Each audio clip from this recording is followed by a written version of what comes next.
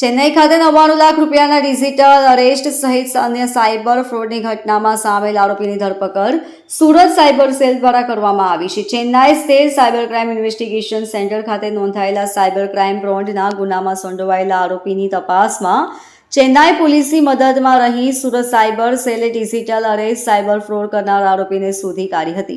Digital arrest કરી cyber ક્રાઇમની ઘટનાને અંજામ આપતો ચેન્નાઈ ખાતે નોંધાયેલા સાયબર ક્રાઇમ બ્રાન્ચના ગુનામાં સંડોવાયેલા આરોપી સુરત શહેરમાં રહે છે. તેની જાણકારી સ્થાનિક પોલીસ દ્વારા સુરત પોલીસને આપવામાં આવી હતી. સુરત સાયબર ક્રાઇમ પોલીસ દ્વારા અલગ અલગ ટીમો બનાવીને વિવેક ભેલરિયાની ધરપકડ કરવામાં આવી છે.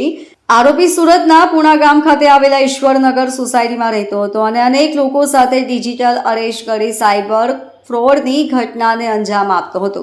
આરોપી ડિજિટલ અરેસ્ટ સાયબર ફ્રોડના ગુના માટે તેમજ અન્ય સાયબર ફ્રોડના ગુના માટે લોકો પાસેથી બેંક એકાઉન્ટો કમિશન ઉપર લઈ આગળ ઉપયોગ કરવા માટે આપતો હતો. તેમજ ડિજિટલ અરેસ્ટ સાયબર ફ્રોડ ગુનામાં આરોપી દ્વારા ઉપયોગ માટે આપવામાં આવેલા પ્રાઇવેટ બેંકના એકાઉન્ટમાંથી 99 લાખ જમા થયેલ હોવાની હકીકત પણ પોલીસ તપાસમાં જણાઈ આવેલ છે.